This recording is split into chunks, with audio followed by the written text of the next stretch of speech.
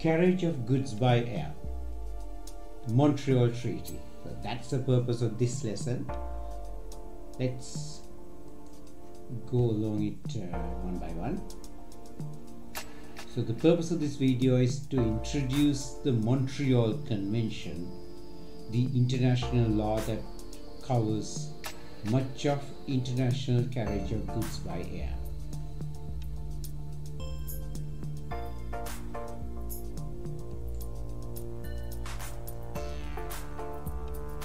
See the size of the air cargo, just 2%. But take a look at the volume, not just the volume but the value of it. Almost half of the high value cargo in terms of dollar value goes through air, and it sees 6% growth annually. So it goes to show the importance of air transportation. In fact, we have two laws. One, the Warsaw Convention, introduced way back in 1929 during the very early days of air transportation. And of course, the new one, the Montreal Treaty, introduced in 1999, yes, came into force 2003. Mind you, we still have some countries following Warsaw Treaty, whereas we have more than 130 countries following Montreal Treaty at the moment. So we do have two conventions. Warsaw is not altogether outdated for some countries, that is. Montreal although being a brand new law, there are countries that doesn't follow Montreal, few countries though. We have this two system issue. Take a look at it. Sometimes the countries may have a problem of where one country follows the Warsaw Convention rules, the other country follows the Montreal Convention rules. How that issue is tangled up or tackled up, we'll learn in this video. The dual system. The Warsaw was popular, more than 150 countries, almost every country in the world at that time followed it. Montreal still picking up. At the moment, more than 130 countries follow Montreal Convention. There are differences in these two conventions, Warsaw being rather outdated and Montreal the newer convention.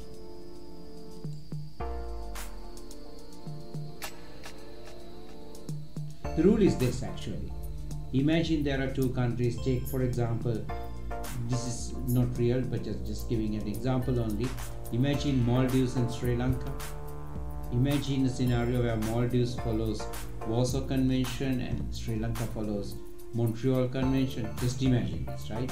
So there we follow the lowest common denominator. That means the law that's agreeable to both the countries. So what it means is that since Montreal is higher in terms of rules and applicability of different aspects of law than Warsaw, and the fact that Maldives may be following Warsaw Convention, Sri Lanka also will then decide to follow the Warsaw rather than imposing Maldives to follow Montreal. So that's what you call as the lowest common denominator. In other words, there are two standards that the countries follow.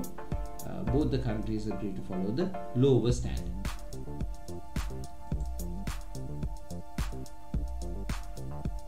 Montreal Convention came into being because there were things that Warsaw did not cover, and there was definite need to update. 1929 law is no law to be followed in the 21st century. So Montreal came into the 21st century with quite a few changes. Passengers, baggage, cargo, quite a few things.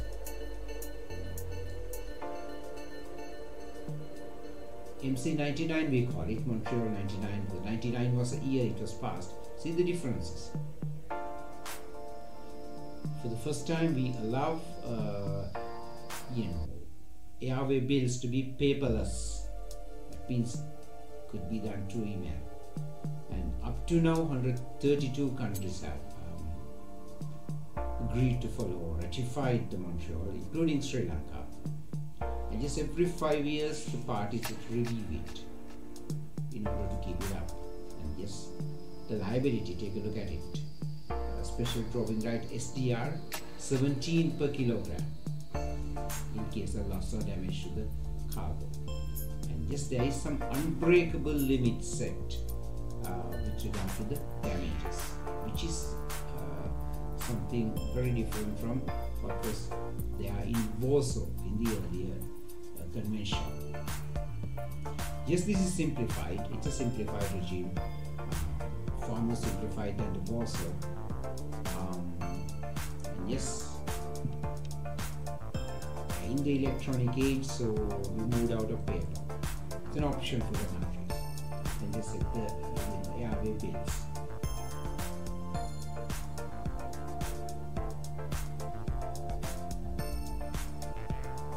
Take a look at what's included in the Montreal international carriage. Yeah, the place, the departure, destination. So if it's between the territories of two states, then yes, we can use the international carriage term. There we can apply Montreal Treaty there. Of course, both the nations have to be following the Montreal Convention. As learned earlier, if one of them follow Montreal, the other one follow Warsaw, then we'll have to go for the lowest common denominator. So this goes to show that transport of goods within the nation, within one state, that means from Colombo to, let's say, Jaffna in Sri Lanka, right? It's within Sri Lanka, so that's not international air transportation. If it's between Sri Lanka and India, yes, that's international carriage. Yeah, Montreal would apply. Now, take a look at it. So the departure and the destination are situated, yes, within two countries. Then, yes, international carriage. What about within a single state? That is a possibility as well. Imagine a plane taking off from Colombo Airport, the Kathunayak Airport, and then landing in Trichy Airport, India, and thereafter ending in Jaffna Airport. There, that's international carriage because the stopover was in another nation, although the destination and the departure happens to be Sri Lanka. So there also we can use international carriage. It's Montreal Treaty, right? Or Warsaw for that matter. So when it comes to international carriage, these things matter. Successive carrier, what's the meaning of that? That means one plane after the other. It could be single contracting state, that means a buyer as well as a seller could be in one country. With a stopover in another country, yes, it's possible. Actual carriage, domestic carriage is there. Within the country itself, without a stopover in another country, where we can't use international carriage. And if there's an international stopover, yes, as we learned earlier, so the departure happens from country A and the destination is also country A, but when the plane travels from country A to airport A to airport B, right? If the stopover happens in another country, yes, then it's an international stopover. You can use the international carriage. If the transportation is between two countries with two systems, one Warsaw, the other one Montreal, then you follow the lowest common denominator. There has been this strict liability aspect. Take a look at it, please.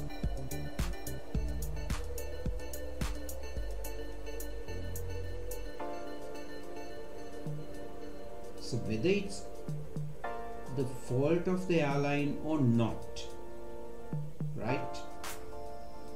For proven damages, for injury or death, the airline is liable for up to 100,000 SDR. So the carrier cannot exclude liability for this amount of damage. So here the fault of the carrier is not relevant. Strict liability we call it. So whether a party is liable or not, this much of damage has to be paid. So this has come from Montreal Convention.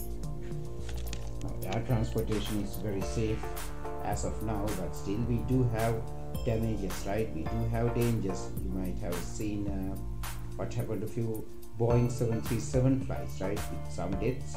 So yeah, the carrier has a stricter liability. That means whether the carrier is liable for negligence or not, this amount of damage has to be paid for a passenger for injury or death. Maximum 100,000 SDR. That means special drawing rights.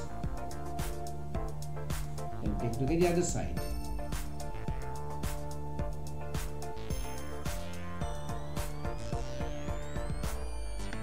Removal of monetary cap for damage in excess of 100,000 SDR. So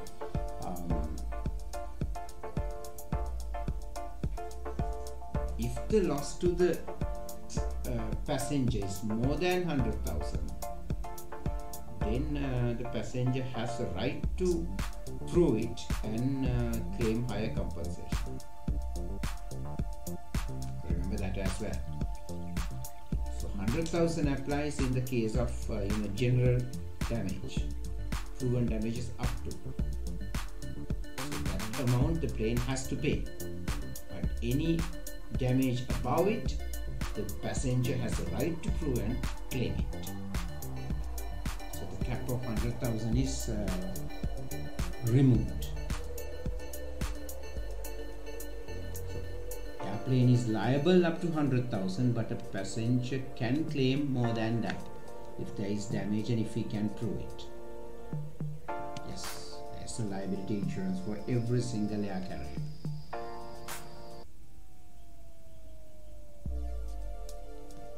When a passenger claims over 100,000, the carrier has the right to prove that it was not liable or it's not negligent. Then of course the passenger cannot claim, but it's a possibility that the passenger can claim by proving that the plane was careless. For example, especially in the instance of the 737 tragedies over the last couple of years, right? Boeing had to admit that they were to blame. And yes, the passenger would be able to claim. Now take a look at liabilities for the luggage or the cargo. What's the difference? Luggage is what the passenger takes with him. Cargo, what travels without a passenger. Okay. Maximum for baggage, yes, 1,000 SDR, special drawing rights per baggage. Cargo, 17 SDR per kilogram of cargo. So there per baggage means it doesn't matter the size or the weight of the baggage. Maximum compensation that a passenger can claim for loss or destruction of his own luggage is 1,000 SDR. Whereas when it comes to cargo, it's a case of 17 SDR per kilogram.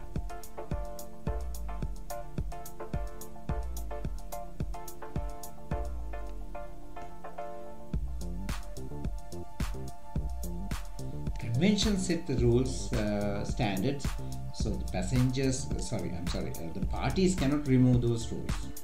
Parties cannot agree to relieve the carrier of liability or agree to lower limits or liability than set by the convention. Yes, the conventions have set the standards, so the parties must follow them. They can't remove carrier of the liability.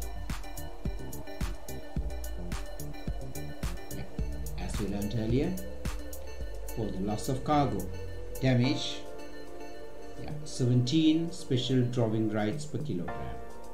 Now SDR is determined by the IMF, International Monetary Fund. Now there is an increased liability thanks to Montreal Convention. So the special declaration of value. So sometimes, imagine transportation of gold, transportation of high value, let's say a high value work of art or something. Then the airway bill, that means a particular document of law that gives evidence of transportation of goods by air by a particular courier. Then the parties can agree to an additional sum of damage in addition to this 10,000 SDR per baggage rule. They could agree to pay a higher amount of money. We call it a supplementary sum. It's up to the parties to determine, right? And then actual loss. So any loss that a courier has to pay would only be due to actual loss. So the party that suffered loss has to prove that this much of real loss the party suffered. So it's that amount that the courier is liable to pay. So if the goods are damaged and if the real value of the damage is not, imagine that something like, let's say a 17 SDR per package, then he cannot claim. It's only for the actual loss that amount can be claimed.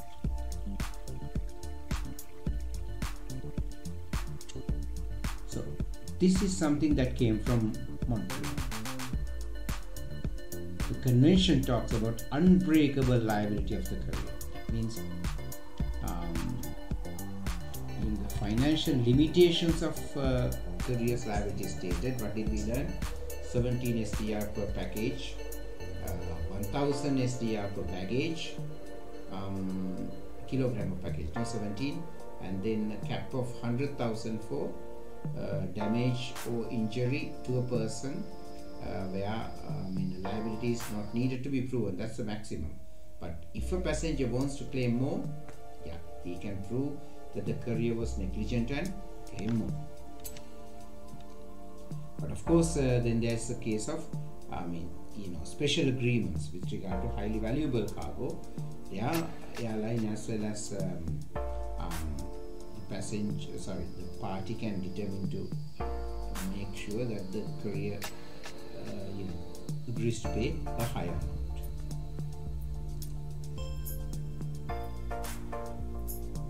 There are these exceptions to courier liability. Courier can say we are not liable if this happens. Take a look at it. Inherent defects, quality or voice of that cargo. Imagine transportation of something like aquarium fish, live fish, something like that, right? So there is always a possibility of the fish being suffering due to the turbulence and all. So there are inherent defects.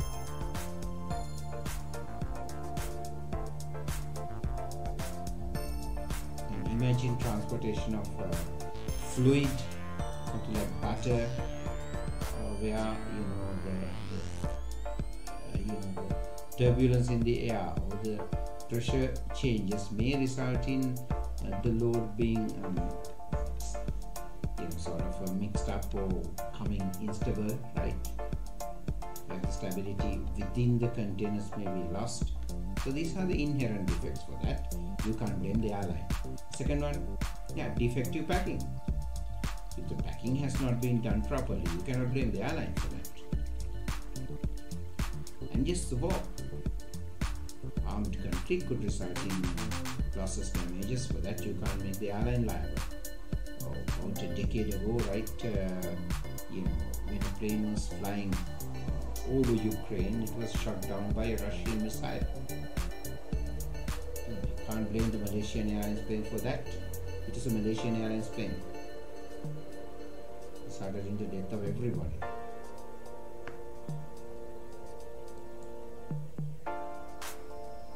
Increased liability due to Montreal. Yes, that's the case. So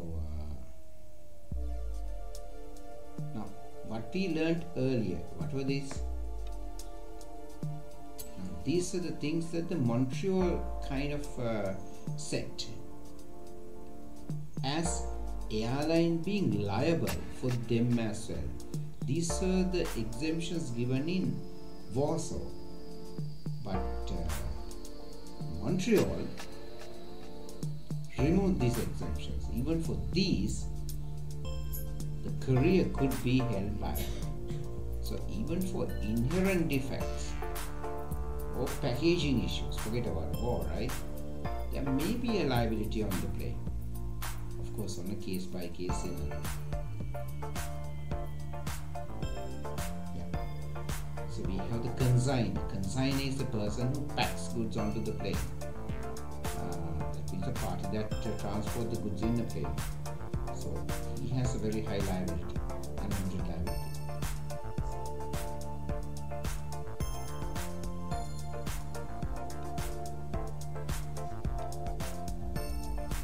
What are the defenses that the Montreal may consider? One, that the plane has taken all necessary measures. So he cannot escape by the Warsaw line of inherent defects, right? So the plane has to take, the courier has to take all necessary measures. If the courier can prove that they have taken all necessary measures, yes, then for the damage, he may not be liable. For example, let me get back again. Here, the Warsaw made the plane not liable for inherent defects. I told you about the turbulence, right? The pressure changes, or defective packing. In Warsaw Convention, if these things occurred, yes, the plane was not made liable. But the modern law, which is Montreal, make the plane liable even here. So here the standard is, the plane has to prove, even if the packing has been wrong, right? Even if the defects have been problematic, right, due to the nature of the air flight, still the plane has to prove, courier has to prove that they've taken all necessary measures. Then only they can escape liability. And then the negligent pilotage. If the plane can prove that, we've been all right, but our pilot has been the one who has been careless, there the courier may not be liable. For the pilot negligence, if it can be proven, the courier can escape liability. For example, MH370, the plane that veered off course, and we don't know where the plane is, right? Even today, the plane went missing. Can you remember the Malaysian Airlines plane that was en route for China, then turned back, and we don't know where the plane is now, right? May have flown into the southern Indian Ocean and vanished. So, pilot error is a liability of the pilot. We can't blame the airline for that. And then the contributory negligence. That means the courier was not fully liable, but the party was also liable. Maybe then again we can use the case of the poor packaging, or, the poor delivery, or maybe not properly informing the airline about the content of the package. So then the airline can't take proper action, right? If the airline is not informed of what's inside a package, then the airline would not be able to take proper care about it. They may think it as just general cargo. So consignor is liable here. Consignor has a high liability. So if the consignor is liable, then even if the plane is also, courier is also careless, courier may not have to pay full amount. See the difference now, right? The Warsaw made couriers to be less liable, but Montreal makes couriers to be highly liable. They have to prove that all necessary measures are taken in order to escape liability. Yeah, this one. It's up to the parties to discuss the terms of the contract. That means the type of the delivery, the terms of payments, right? The method of transportation, the times, dates, all this, and that's up to the parties. So except for that final limits in the compensations, rest is up to the parties to agree and decide. And this is the document, airway bill. So when you transport goods by the sea, we have the bill of lading. So similarly, for air transportation, what we have is the airway bill. So take a look at what's in it. Yeah, it will include the departure and the destination. Yes. And yes, we discussed earlier within the state, one state or within two states. So and we had stopovers happen, and the weight that should be there in the airway bill. So airway bill comes in 3 colors: blue, green, and red. Right? One prepared by the consignor, the other for the courier, the other one for the consignee. Normally, it's a courier who prepares all these documents. Courier will prepare one and give one copy to the consignor. Courier will keep one, and the consignee, that means the one who receives the goods, will get it when the transportation happens. So it comes in 3 colors: blue, green, and red. How are we going to claim the damages? Take a look at it, please.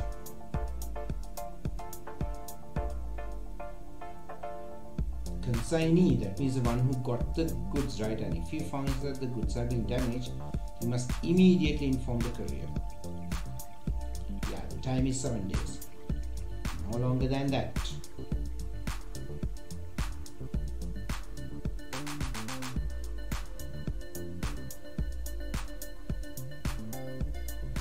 So what's the difference between the baggage and the cargo?